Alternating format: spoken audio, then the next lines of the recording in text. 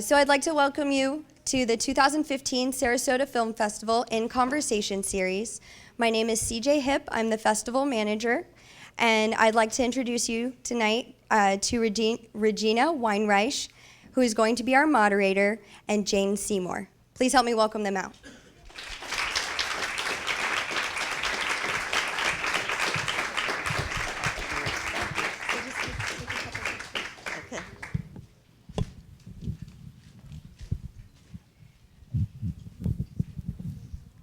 Welcome, everyone.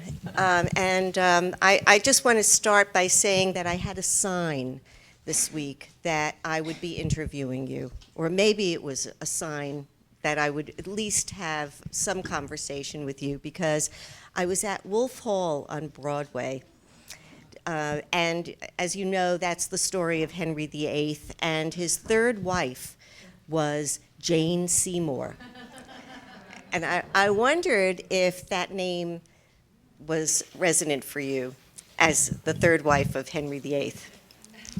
When I was told, I was 18, 19, very, very young. In those days in England, when you became an actress, you had a stage name which was separate from your actual name. And my actual name was Joyce Penelope Wilhelmina Frankenberg. And my agent said, it's too long, too foreign, too difficult to spell. So, okay. And I wasn't even German. So anyway, they ditched that one, and I wanted to hang on to my initial J, and we felt that Jane, anyone could be a Jane, plain Jane, right? So, and his nephew was at that time working for this particular agent, and the only useful thing I think he ever did was come up with the name Jane Seymour. Apart from playing golf, he was apparently a very good golfer. And at that time, nobody made any movies about Henry VIII or Jane Seymour. So, if I'd called myself Catherine of Aragon or Anne Boleyn, that would have been crazy. But nobody knew who Jane Seymour was. So who knew that Henry VIII was going to be so popular? Well, yes, he certainly is. But so is Jane Seymour, because you are not only an actor, a producer, a designer of jewelry, and so many things. I think that one thing that struck me when I read your book, Remarkable Changes, was how you were able to be so versatile and had the ability to reinvent yourself all the time. And I wondered what aspects of your childhood led to that.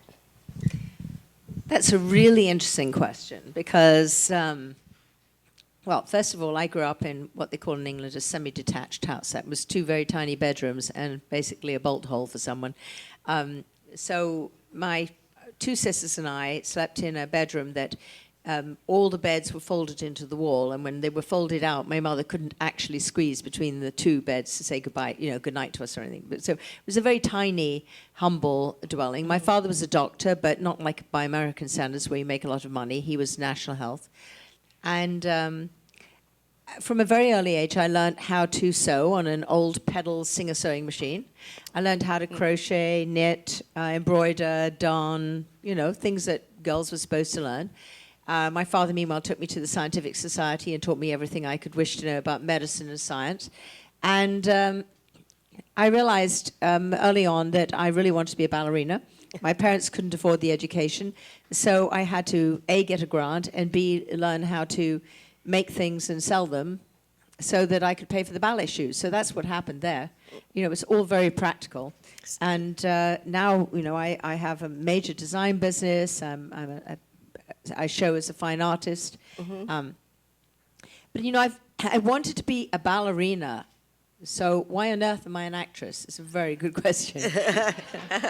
And people keep asking me about my extensive training, and I would say it was on the job, really.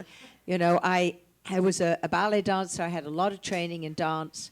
At the same school, we learned a great deal about acting. You had to, and singing, and production design, and all kinds of things. And I think because I had this all-round education, and because I didn't have any means and I had to figure out a way to be in this business, that's why I do all these different things. Wow. Well, it's certainly impressive. And I wonder, what was the first moment, what was the first job that you did that awakened this interest in it, though? In acting? In Yes, acting. in acting. Okay. First job in acting.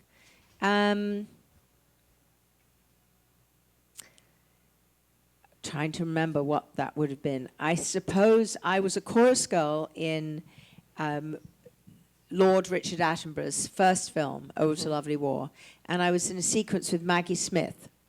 And I was one of the chorus girls, and I had one line because no one else dared say a line. And I said it really badly. Maggie Smith, if you ever watch the movie, goes, "Is there a man digging your garden when he should be digging trenches?" And I run up to the footlights and I go, "He should be digging trenches!" Which immediately made me realize I had to go to school and learn how to speak properly. But the top agent in England at that time, John Redway, who was also Richard Attenborough's agent, saw me in the first day's rushes and said, "Who's that third from the left?" And Dickie said, "Oh yeah, I've noticed her too." He said, "She's going to be a star." And so he came to me and offered to represent me, and I of course declined.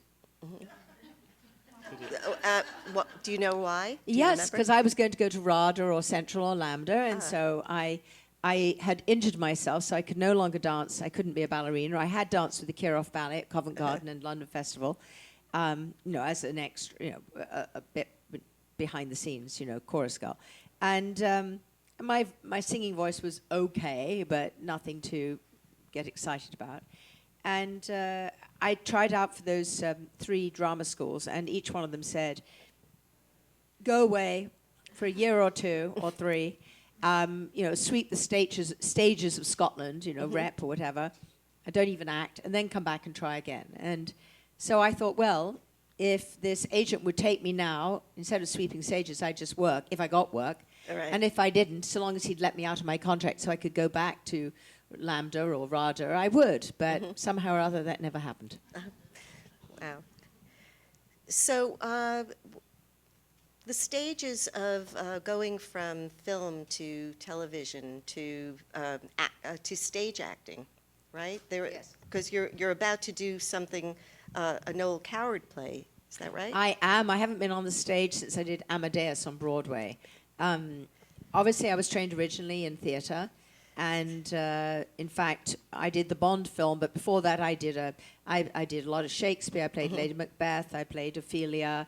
I did Middleton and Rowley. I did Ibsen's Doll's House. I did a lot of theatre in the old days. Right. And you would get 2 weeks. It was 2 weekly reps, so you'd have to learn, study, and mount a play whilst that night doing another major play. So you can imagine, you're learning Nora in Ibsen's Doll's House and playing Macbeth at night, 8 shows a week. I mean, if they think, it's crazy. And so that was my real training. And I haven't done theatre all these years for one reason, and that was because I had children. I chose to try and have the impossible, which was a family and a career. And I'm very happy to say that I'm very proud that I did that, very glad. I may have missed some major movies, but you know what? I have 6 children, 4 grandchildren, and a very, very full life and a very varied life and career. But I've been asked to go back and do theatre, and so I'm doing The Vortex. I don't know if you know the play. I don't. Oh, it's a great, great play. It was written in the 30s.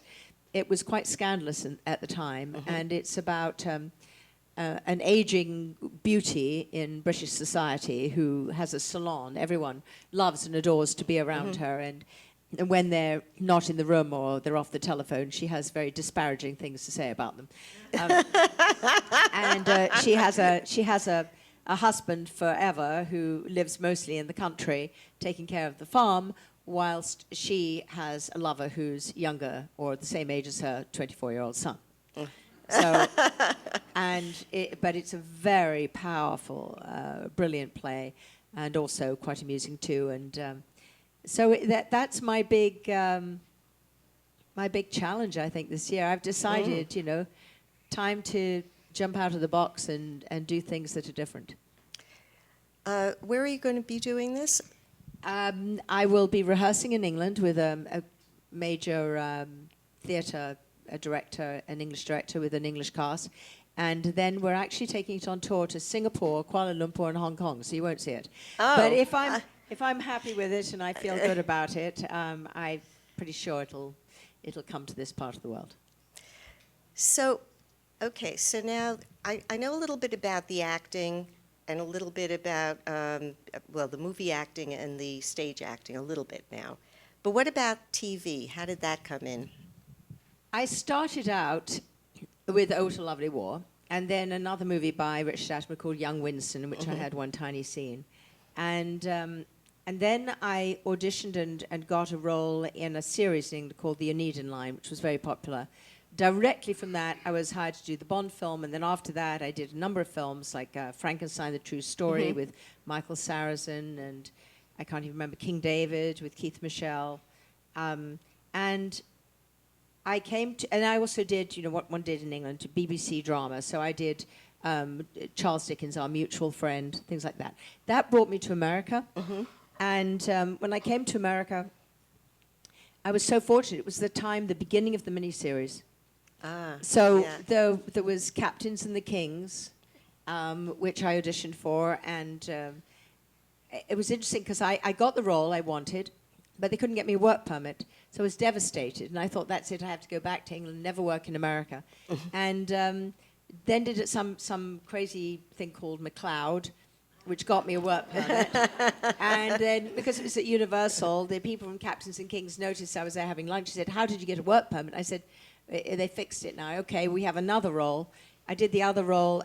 Whoever the network was loved the work I did so much that they ordered another 2 hours on the condition that I made out a lot with Perry King, who was the... And I think that extra 2 hours, we were mainly in a sort of horizontal position, supposedly acting. And anyway, I got nominated for an Emmy for that. And so I did a lot of miniseries. I did 7th Avenue, The Awakening Land with Elizabeth Montgomery. I did, East of Eden. I can't even remember how many I did. I was at one point, I was referred to as the queen of the miniseries. And so... but you haven't even mentioned Dr. Quinn. That came later. You see, I never wanted to do a series, ever. And I'd done the pilot for a series of Battlestar Galactica, and I saw how people maneuvered their careers, and I went, ooh, I don't want to do that. That's not what I want to do. I want to do great roles. I don't want to necessarily be in a series. I went through a terrible divorce around the time I was 40 years old. I had 2 children and a stepchild who I consider a child, Jenny. And I was literally penniless and completely broke. And so I called my agent and said, will you please tell the networks that I'll do anything? And at that time, I was winning awards and nominated for everything I did. So he did, and they said, anything? And he went, I guess so, that's what she just said. So they said, well, we have this pilot, but it's really just going to be like a movie of the week, because nobody wants a series with a woman in the lead. Forget that. That doesn't work. A medical drama, that doesn't work. Anything with children and animals, definitely not. Western, so passé. Family values, forget about it. And I was developing with Paramount a sitcom at the time. And I went in to see them in the morning at 10 a.m. for the sitcom. And at 10 o'clock, I was supposed to say yes or no to Dr. Quinn. And I said, what do I do? What do I do? And they said, oh, it's a lovely script. It'll never be a series for all of the above reasons. They said, just say yes, and we know you need the money right now. It's a great role. You'll be fabulous in it, and then you can do our series. I said, fine, that's great. So I did. I signed for 5 years, and the rest is history. No one expected it ever to be successful. But it tested higher than anything else CBS had that year. And the guy who's in charge of testing for CBS actually said he'd quit his job unless they put it on the air. So they tested it. They put it on the air opposite the Orange Bowl. It beat that. And then they put it on Saturday night the next day, which was referred to as the death slot. That's where you killed television shows. And we were in the top 10 for both, and so that's it. 170 hours later, 98 countries still playing all the time, every day. Are you amazed at this? I wasn't, because when I read something and it moves me, I know it's good. That's my litmus test. If I read it and I can't put it down, and I have one of those moments, or I'm weeping, I know it's really good. I had that with War and Remembrance. I had that with Dr. Quinn. I had it with Summer in Time. I had it with the movie I'm Here with, Bereave. You know, when that happens, you just know there's something extra. Whatever it is, it's something I need to be involved in. How many of you had a chance to see Bereave? So, Thank you. were people surprised at the drama that Jane would be in this very... Oh, well, there, Well, there thank you go. very much. Well, okay, now, I loved it, thought it was a very, very important film, and it showed another side of you totally. But I still, if I'm ever blue, all I have to do is conjure you doing that kitty cat curled lip from Wedding Crashers, and I can get right, I could just snap out of it, you know? Oh, So. well, yes. I mean, you know, after Dr. Quinn stopped, usually when you've been in a series, they never hire you again. I didn't get that memo, personally. Actually, I did work quite a lot, but I broke the sort of glass ceiling there by playing Kitty Cat. And at the time, I thought, oh my gosh, all those people that loved Dr. Quinn, they're never going to watch an R-rated movie with Vince Vaughn and Owen Wilson. How do I explain this to them? And I read it, and I was just howling with laughter. And I just thought, you know what, such a shame I can't do this. I read it again. I went, got to be able to do this. The third time I read it, I said, you know, this is ridiculous. I've got to do this, whatever it takes. So I actually auditioned for it and got it. I was fighting every major actress in Hollywood for that one. I'm sure. But it was a fun role, and it gave me a whole new career as a comedian. Yes. Whole new career. Like Bereave, I believe, will give me a whole new career playing women my own age. And let's face it, most women my own age have done so much work, they don't actually look their own age anymore. But Right. I was willing to let that camera travel over some deep crevices. She has good facial creams, I'm sure. Yes, Don't plenty you- of wrinkles there, you know, when I want to summon them up. Don't you have your own line of skin creams? For the body. Oh, for the body. Okay, Yeah. okay. No, I actually, was we do thinking have about ones those for, wrinkles. You know something? You can get rid of wrinkles by relieving stress. You know, somebody said, "How did you get all those wrinkles when you were doing Bereave?" And I said, "Well, if you were going through what that character was going through at that time, you too would be very wrinkled, unless you know, killed it with Botox. But happily, all those muscles still work. And I just think, as an actress." You have to bring everything to the game, you know. You bring yourself physically. If you have to change yourself, you do. Obviously, emotionally, and you know, I think of myself as a blank canvas. And when I find a project or I find a role I want to play, I put myself totally into that role. And it would be awful if I couldn't do that. Yeah. Well, you're wonderful as Evelyn, and I'm just trying to imagine how you also stepped into the role of producer on the film. Malcolm McDowell and I were working one day on a comedy called Franklin and Bash, which I played yet another embarrassing woman of a certain age, which I've now got down. Okay? But I hasten to add that each one of those characters is completely different. Right. Yes, you know, I'm not repeating myself, I don't think, except...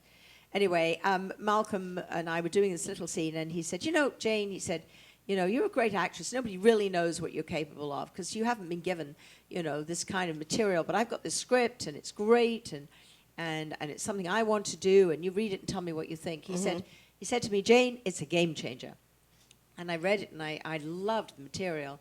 And I said, well, what's happening here? And he said, well, you know, they keep trying to get the money. They haven't quite got the money, but I think if the two of us did it and, you know, we could work on it together, maybe we can make this happen. And that's basically what we did. We got it funded. I got it funded. And I really am very proud of it. I'm really glad I did it. But it's really hard to get movies like that made. I know you have a whole film festival here full of those kind of, you know, of movies that don't go to the mainstream. And they're usually the best movies. They're the movies that really impact you. And I've done some where I've taken the risk. I've done, a little movie like Touching Wild Horses, for example. And then one day I get this call and they say, oh, Hallmark wants you to show up. They're showing it. And then it gets huge numbers. And they've sold it there ultimately. Or Somewhere in Time, the movie we weren't even allowed to publicize, which to this day is considered one of the best movies I've been in. So you just never know.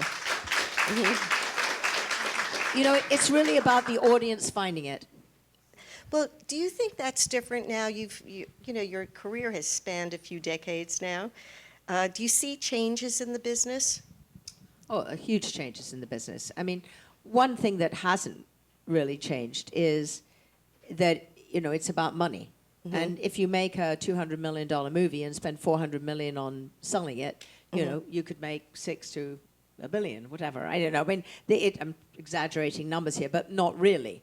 I mean, it is incredibly expensive to make a blockbuster, and then you have to spend as much again to sell it. So they have those big gambles, and they're really selling popcorn. Let's face it. Then there are movies that actors and directors and people really want to make that would impact us emotionally, and more often than not, we'll watch those privately. On a Netflix or, or an airplane or something, and you'll randomly find it and you'll just go, wow. Or you go to a film festival and then you really have a major selection of them and you can earmark the ones you really like. Those movies are really important to be made, but nowadays you can't spend a lot of money making them because it's very hard to make a lot of money on them because you've got to get the word out.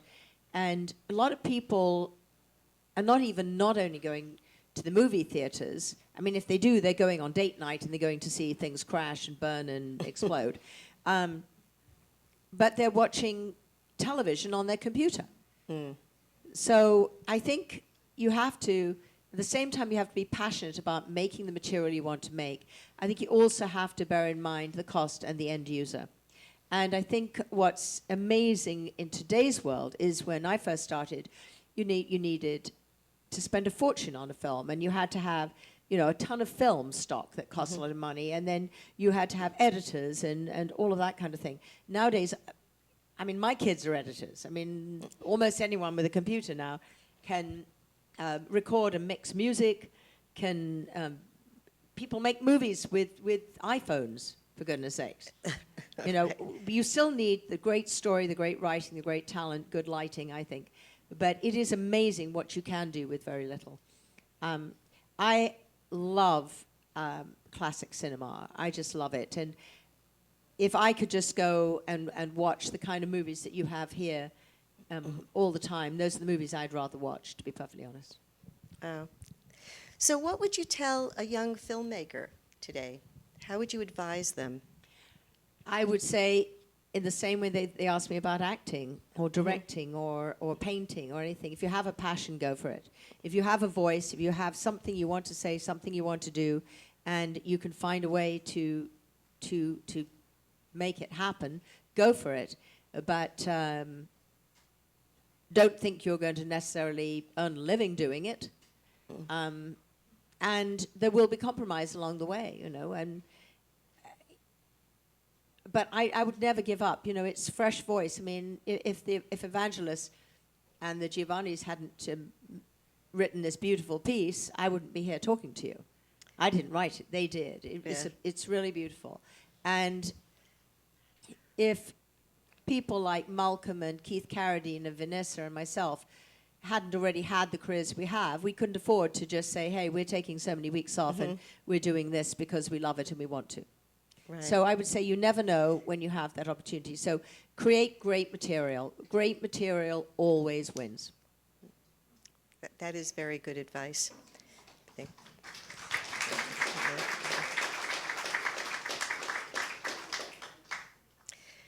So of the filmmakers that you've worked with, who are some of the filmmakers that you had the deepest experiences with, learning your craft?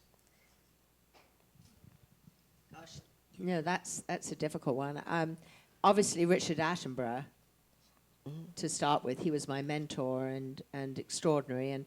And can you imagine, there I am with Maggie Smith, Laurence Olivier, John Mills, I mean, every major actor of their generation, they were all there. And I'm just trying to think of, Jeannot Schwark, I think, did a really good job on Somewhere in Time. Guy Hamilton and I didn't actually talk a lot. He just kept shuffling cards and trying to show me how to shuffle cards, which I, to this day, can't do. And tarot cards are rather large, so I can't really credit him with anything other than action, cut. Who would I say? My ex-husband, James Keach, very, very fine film director, also directed some of the best Dr. Quinns. He was excellent. I don't know, it's really hard to remember off the top of my head. I would say there's some great actors I've worked with that have really, when I worked with Sir John Gielgud, even in his later years, he was just magic, Sometimes you work with someone, they're just so good, and they just, you rise with them. And comedically, of course, Vince and Owen, I mean, how can you miss? Oh, yeah. How can you miss? I mean, Well, I heard you say that you like to play the roles of real women more than fictional women. well, Right. no, I mean, when you're studying a role and you play real life, it's always way more powerful than anything anyone can write. I mean, when I played Wallace Simpson in The Woman He Loved, that was a wonderful role. Maria Callas in the Onassis film, French Revolution, which you haven't seen here, but it's a great movie, playing Marie Antoinette. Trying to think, Hazel Brannan Smith, that was a great role. She was the first woman to win the Pulitzer Prize for fighting racism. Who else did I play?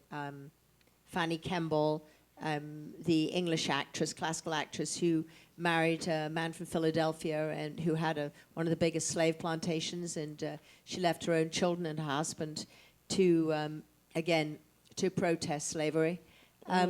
When you get to play people, the real people who've done extraordinary things, there's just such a wealth of information for you to get involved with.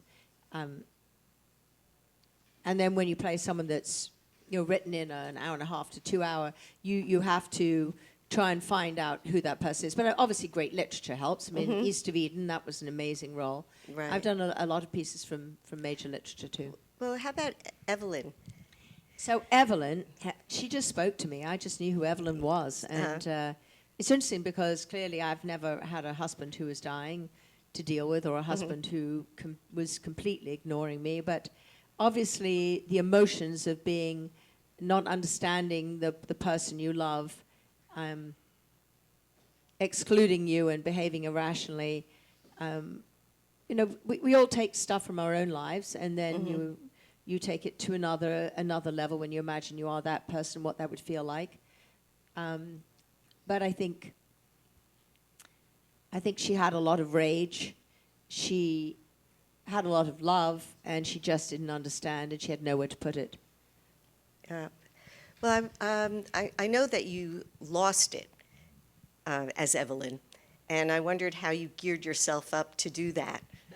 I lost it. No, you know what? Sadly, or happily for the film, I had gone through a pretty turbulent time personally in my life, and I think there was a lot of a cathartic release that happened when I made that movie. Although I wasn't in those circumstances, but I was definitely very emotionally charged at that time, and it was very easy for me to pull those emotions up. Is there any role that you wish that you had taken, or one that you wish you could do? Well, when I was younger, I desperately wanted to play Juliet in Romeo and Juliet, and I missed out and was devastated at the time. So I've never, ever announced that I ever wanted to play anything since, because if I mention it, I'll never play it. Right. So, no, I was always curious I always wanted to do the story of Vivian Leigh in her later years. I've always felt that would be a great one to do. She was very troubled. She went through a terrible time. And I actually met her daughter, and of course I knew Sir John Gielgud, who knew her very well. So I always felt that would be really interesting. But no, I'm very, very open to whatever there is out there. Yeah. Well, I think that we can open it up to... Let's open it up. To the audience. Question right here. Hold on, I'll bring you the mic. Oh, yes, we have everyone can mics. hear you. We have... Let's see if it works. Test it for me. Jane, I've just admired you for so many years. I'm sure all of us have, but Dr. Quinn, that was my favorite show. I know you did how many episodes? 170 hours. Okay. Well, anyway, can you kind of pick, I mean, I've got my favorites, but what were your favorite episodes and why? I loved the race because they never let me ride the horse. Or, I mean, they did. They had to. But then, you know, if we were going to do anything dangerous, they wouldn't let me. And I really enjoyed that. I loved it. It was so much. It was exciting, exhilarating, and it was fun. So that was not for acting reasons. That was for that. Joe Lando and I had a tough time for a while there communicating in real life. But when we were on screen, the chemistry was palpable. He is now probably one of my closest friends on the planet. But I must admit, when I was giving birth and I got to grab his face and just... and there was literally nothing he could do. It was like, yes, I got you, Joe. So for all the issues I ever had with him, I grabbed him, and now we laugh about it a lot. You know, he goes, did you really have to grab my face? I went, yeah, you deserved it. What did I love? I think the Washita episode was very powerful. James directed that one. And obviously we were surrounded by a lot of Native Americans, and we did a ceremony, a sage burning ceremony before we did it, and a lot of kind of traditional ceremonies, just so that they all felt comfortable about even depicting it. So that was very special. The wedding, that was fun. That was a good one. I think probably my favorite one was the one with the older lady who was climbing the mountain, and I climbed with her. I can't remember what her name was, but it's an older actress. We climbed a mountain, and that was very moving. And she was an amazing actress. She was wonderful. And then, of course, Johnny Cash and June. Had it not been for them and my relationship with them on Dr. Quinn, we would never have made Walk the Line. And our son would not be called Johnny Keach, and he wouldn't be a rock and roller. And who knew he was going to take it all the way? Actually, he's moving to Nashville, so who knew? I know that's stranger than fiction. Right. What was your favorite? Probably the wedding. The wedding? Well, in giving birth, that was cool. I mean, Yeah. I just remember them saying, "Oh yeah, you had the baby, and Sully's holding, and you come back to town." That was cool. The wedding dress actually was very interesting because one of my closest friends were the people who made the royal wedding dress for Princess Diana.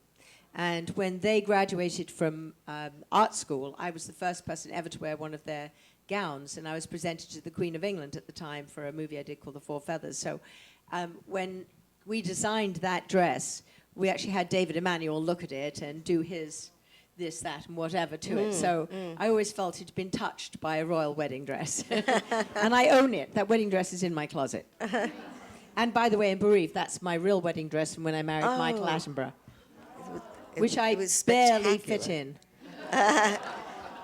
20, 64, tough. You look great in it. There's somebody over there. Hi. I appreciate everything you've ever done in the movies, and I've enjoyed you so many years, and I think you're just a lovely, lovely lady, capital L-A-D-Y. I have a question. So many times I've heard that if you've got a great idea and you've written something, you've dedicated your life to your passion, which mine is writing and art, I just still feel that you need a break in life. And I don't know where the break can come. I don't know how it can come. And it does get discouraging because, you know, you feel you have something great. And, you know, I've done test markets on some of the, on a manuscript that I've done. And, of course, my painting has been published. but you need a break to really, to keep that incentive to follow your dream. How did you get your break? And how would you suggest that, other than, I was thinking one time of putting a sign on my neck and going to LA and standing in the street and saying, I just need a 5-minute pitch with a producer, you know? So I'd like to know how you could get your break. Well, in my case, I started out as a chorus girl with one line. You know, I had the audacity as a dancer to actually speak one line. I was in Christmas pantomime when I was 15 as a chorus girl, and they asked me to understudy the leading lady. I had the audacity to say yes, and I learned all the lines, and mercifully they never put me on stage. It would have probably been a disaster, but I think you just have to be audacious. You have to keep doing it. It's like my son, my 19-year-old, is a songwriter.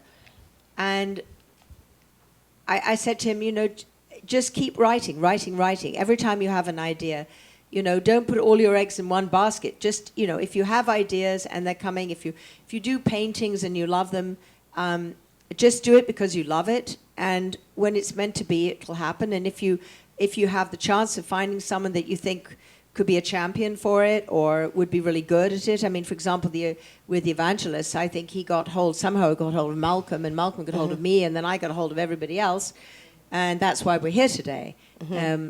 If I had not shown up with Malcolm, I'm not sure when this movie would have been made. So, you know, it's a happenstance sometimes. Someone right there.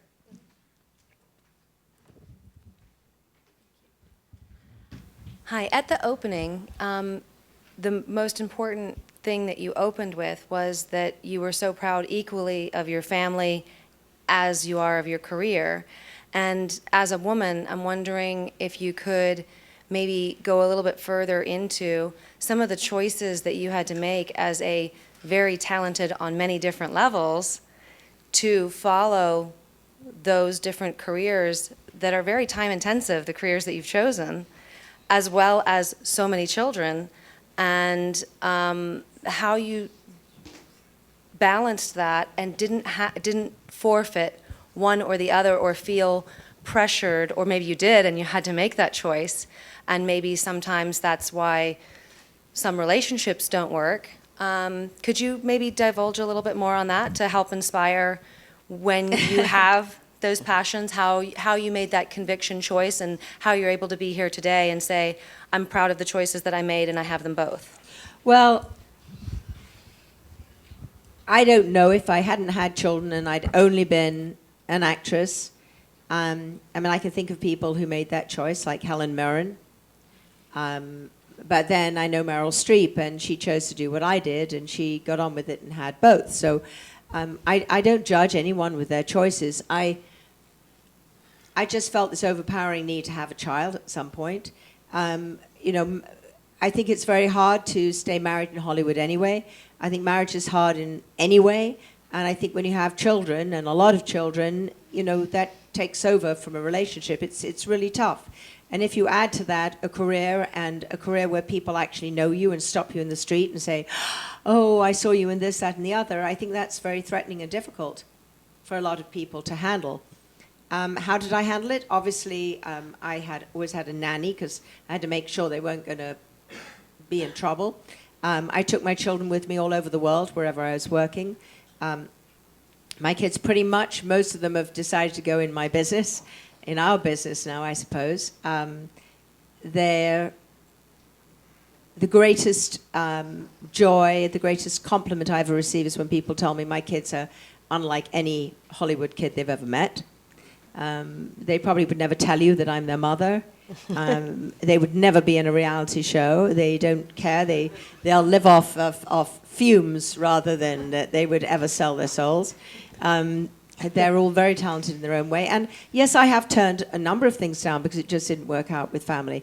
But I got really lucky. I mean, when you say no to one thing, then you have this extraordinary opportunity of being, you know, quasi-queen of the miniseries. I mean, who got that many great roles? And then who knew that Dr. Quinn was going to be that that great, was so impactful. And yes, my teenagers were mad at me for doing Wedding Crashers when they were in middle school. It didn't go down well. Really? No. I'm surprised. No. But they've forgiven me now. Now I'm cool mom again. So Aren't you working with your daughter, Katie? I am. My daughter Katie, who you knew from Columbia University. Right. She was going to be a professor of English, I think, when you last saw her there. I hope I didn't turn her off. Yeah. Well, no, I think she, when you have a daughter that looks exactly like you, except she is smarter than I am, taller, skinnier, and a natural redhead. And she can really act, but she can also write. She writes great comedy. And I'm incredibly proud of her. And she keeps writing these roles for me. And she'll say, Mom, read this. Tell me what you think. This isn't what I really think about you. This isn't what I read. This isn't you. This isn't you. I made it all up. But, it's sort of me times, 1,000. So she'll take elements and make it comedic. And I think she's great. And I'm very proud of all my kids. I'm proud of the fact that they persevere and they don't use the mom card. They just don't, and they're really, really good in their own right. But I'm proud of them as human beings, just as being good people too. Yeah, and I can vouch for Katie, who was in my class at Columbia University and was smart as a whip and a very good writer. And if you go online, if you want to watch Quitters, if you go to janeseymour.com, I think at the bottom of it you can see things some of my kids have done. And she did 3 parts of a web series, which is another really good idea for if you've got good material. There's nothing wrong with doing 5 minutes worth of something you love. It can always make something bigger. So she did 3 episodes of this. It's absolutely excellent. It was done for next to no money. And now she's written a pilot. She's got some major directors who are interested. So it may well become a series. Who knows? But there you go. You're teaching and Your using the internet. inspiration.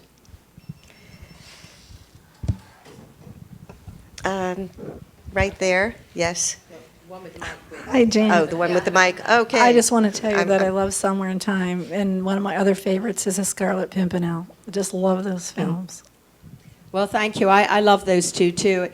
For a very long time, I never wore jeans. I just want you to know.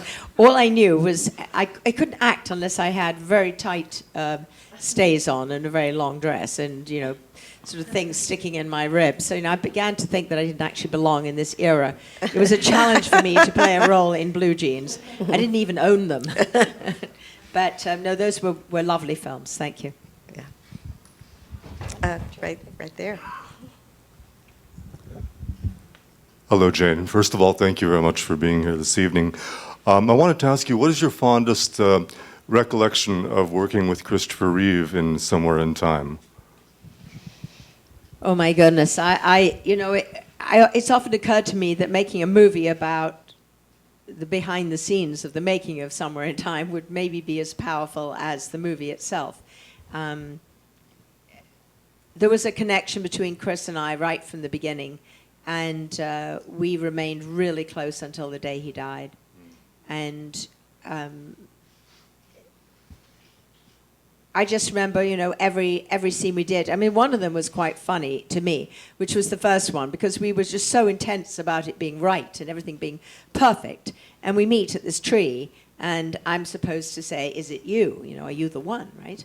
And the line is it you? So Jeannot Schwark has him walk 2 paces, 1 camera angle, another camera angle, a 3rd camera angle, until we finally get together. It was all day, the reflection in the window. I mean, my God, are we ever going to say those lines? And when the time came, I was so nervous, I went, "Is a Jew." And I didn't realize till I had to do the vocal replacement at the end of the movie. And I looked at Chris Reeve and said, "Is a Jew." No, that was not the line, Jane. But I think, the first kiss we had, and then the scene after the lovemaking, the picnic scene, that was very, personally, very emotional for me. We'd both received some personal news that I was literally trying my hardest not to cry. And I had to do that scene. It'd be all up and up. So, but if you watch that scene, if you really watch it, you'll see that, you know, when you don't want to cry and you know you mustn't and you're acting happy and just like, that was right there. So I think it added an element to that scene, you know, unexpectedly. Thank you.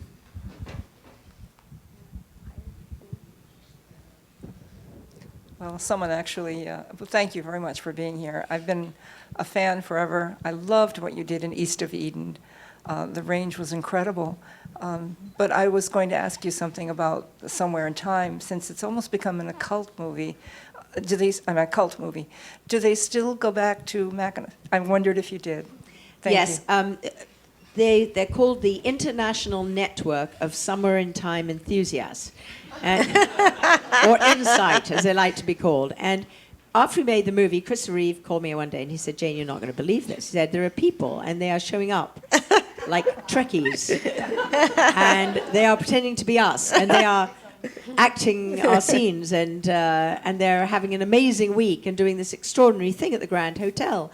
And I said, "I thought we were supposed to be a failed movie." He said, "I know, I thought so too. Didn't we get the worst reviews?" I said, "Yeah, we did. We got terrible reviews." He said, "Didn't, like, nobody ever see it, and Universal, like, dumped it?" I went, "Yeah."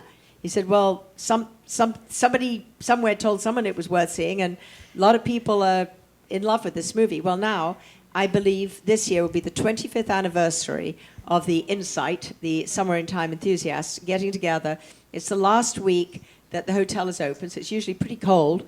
And I have been there a couple of times. It's unbelievable. They all get dressed up. They have competitions. They reenact this. It is ridiculous, but quite magical and really magical. And Chris, before the accident, said, "Jane, you've got to come and see this. You can't believe this." And then, of course, after the accident, our dream was, after we'd had this amazing experience in the island, we were both just privately, the two of us, going to go back there one day. And that never happened. So when I eventually was able to go back to this event myself, and he couldn't come, I got him on the phone. He was at an ice hockey game, and I got him on the phone. So everyone there, all the fans, were able to hear him speak, and we actually kind of were able to have a conversation. And I think last year or 2 years ago, I was making a film actually with my daughter Katie, Dear Prudence, or one of the Prudence movies, and she was acting in it. And I said, "Isn't this near the Grand Hotel?" And the Mussers, who own the Grand Hotel, sent her a little aeroplane, and we hopped over from Grand Rapids to the hotel. We had the most amazing day, and they invited Katie, my daughter, and her husband, Brett, who's a film director and writer, to go there when I couldn't go to this weekend, and they dressed her up like me, and I let him borrow the waistcoat, the actual famous waistcoat that the penny was found in, which I own. And he's 6'7", you know, rather like Chris Reeve. So it was, I think people loved that. But I'm trying to go this year. Ah, great. It's on YouTube. You see that when you called him, I think it's on YouTube. Oh, really? I didn't know that. Is Katie there on YouTube? Probably. No, but I'm referring to the time when you made When a I- phone call to him. Right. I think that's the time that I watched on YouTube. Oh, good. Well, I should check it out myself. Yes. Yes, hi. I think it'd be fair to say that as an actress, with your career, you've been almost bicultural, that is, English and American. Have you noticed any difference as far as approach to acting between the two cultures? Are the English, I mean, I know so many English actors are classically trained, so I was just curious. I would say that in my time, English actors were very trained. I think they still are. Right? That's definitely part of the culture. In my time, it wasn't ever about becoming a movie star. You know, it wasn't about being famous ever. And to be perfectly honest, I'm still kind of stuck in that. The fact that I've had any kind of celebrity or fame is a byproduct of what I love to do. I just like to be an actress. That's what I love. And I don't feel any differently. But I think in America, a lot of people I meet who want to be actors and actresses, they talk about wanting to be famous. And, you know, I think they want to be famous first and then an actor. You know, and nowadays, a lot of those people don't even have to be actors anymore. They can do reality television, which we all know is basically scripted. So, you know, Right. but they get to play themselves. So I think that helps. But there are extraordinary American actors with amazing technique, and there are an enormous number of English actors and actresses who are invading the silver screen here that you would never know are British because their American accents are absolutely perfect. You have 2 more movies this year. Am I right? Yes, I did a dance movie, great movie called High Strung. It's not been any festivals yet, although they're taking it to the Cannes Film Festival, and they've just asked me to go and represent it in May. It's a wonderful, really young piece about a young ballerina played by Keenan Kamper, who is actually the only American ever to be trained in Russia by the Russians at the Kirov. Oh, wow. And we only got her to act in this because she'd had a hip replacement at 20. Can you imagine that? But Wow. she's wonderful in it. And then there's a young boy who's a violinist, and it has every dance form in it. And I'm an exec producer on it, but I actually have a small but fun role playing the really mean whiplash type modern dance teacher. So my great love when I first started out in the industry was dance. So any occasion to dance. And then what was the other one? I did another one called Love by Design, also in Romania. They're making a lot of movies in Romania. And then I did a Hallmark movie last Christmas called A Royal Christmas, which was a fun movie. And my daughter Katie starred in that, and she was excellent. Yeah. Speaking of cult followings, can you talk just a little bit about the James Bond experience? Oh, yes. Well, I think I'd seen a James Bond film. I'm not entirely sure I had before I met them. And if I had, I think it was, watching someone, Ursula Andress, walk out in a bikini, which, clearly I was not aspiring to do because I was not an Ursula Andress. So when I was asked by my agent to go and meet the Bond people, first of all, I was not available. I was doing a television show for the BBC called The Aeneid Line, playing a virgin. Seems to be a recurring role. And then they called again the following week, and he said, you know what, although you're not available, you should go and meet them. So I went, and I met Harry Saltzman. And Harry, it was his film. In those days, they didn't speak to each other, Broccoli and Saltzman.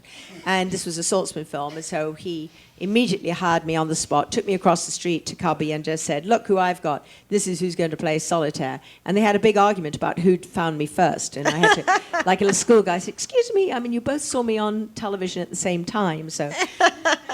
Anyway, all I remember about that was that Roger Moore was lovely. He received a letter from Richard Attenborough saying, please look after my daughter-in-law. In other words, hands off and be nice to her. Roger was lovely. I'd never been around a big movie really like that before. And being a Bond girl, they wanted to kind of make me out to be this sort of sex goddess. So this guy called Terry O'Neill spent 3 days with me in London. Trying to come up with a story, and he wrote the story saying that I loved to run naked through long grass, which my father pointed out to me was inadvisable because I'd get lots of cuts and lacerations on my body. My father was a doctor, and needless to say, I have never run naked through long grass, but it's in print, which means it's a fact, right? Yes, absolutely. I did have a problem with the snake, though. I have always been very, very serpent-phobic. And there was a scene with a snake, and at one point the gentleman, the dancer, African-American guy, actually not, Caribbean guy, was doing this, and it was very close to my nose, and I kept going, not so close, not so close. Anyway, he got kind of tired after another take, and as you do a lot of takes, and he put the snake in the other hand, and he wasn't holding the snake at this point in the other hand, right at the head of the snake. So the snake swung around and bit him. He threw the snake on the ground, screamed, cried, yelled. They took him off, to do something about the snake. And they left the snake there, and I'm tied up at the stake, and the snake's going straight for me. I go, me, a snake. You're like, what am I going to do? Jump? And the snake. And then the snake handler, at the last second, picked up the snake and then started crying because his favorite snake had lost a tooth. He said if only that actor had just left the snake attached to his body, they could have extricated the fang and not lost the fang. And I'm sorry to say the snake apparently died later. So they didn't have one of those no animals were injured. Not with that snake. I may be, maybe a long-kept lawsuit, but no. Any Jeffrey Holder was terrified of snakes, even more so than me. And at some point, he was supposed to fall backwards into a big coffin full of snakes, which, of course, weren't real. They were fake snakes. They were rubber snakes, right? But he didn't care, real or rubber. He was not going anywhere near a rubber snake, just in case it was a real snake. And they knew he wouldn't do the scene, and we knew we had to get the scene. So they waited. It was so mean. I've never forgotten this. They waited till the members of the royal family came to watch us film. And they introduced them to him and said, and now we're going to do the scene where you fall backwards into the coffin full of snakes. And what was he going to do? Not fall backwards in front of the members of the royal family? Oh, he was so mad. He was so upset. But he did it. He did do it. Yes. Yes. That's all that matters.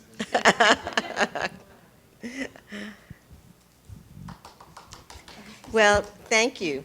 Jane, this You're is welcome. so much fun. Oh, you're welcome. We must do this again sometime. Yes, thank you very much.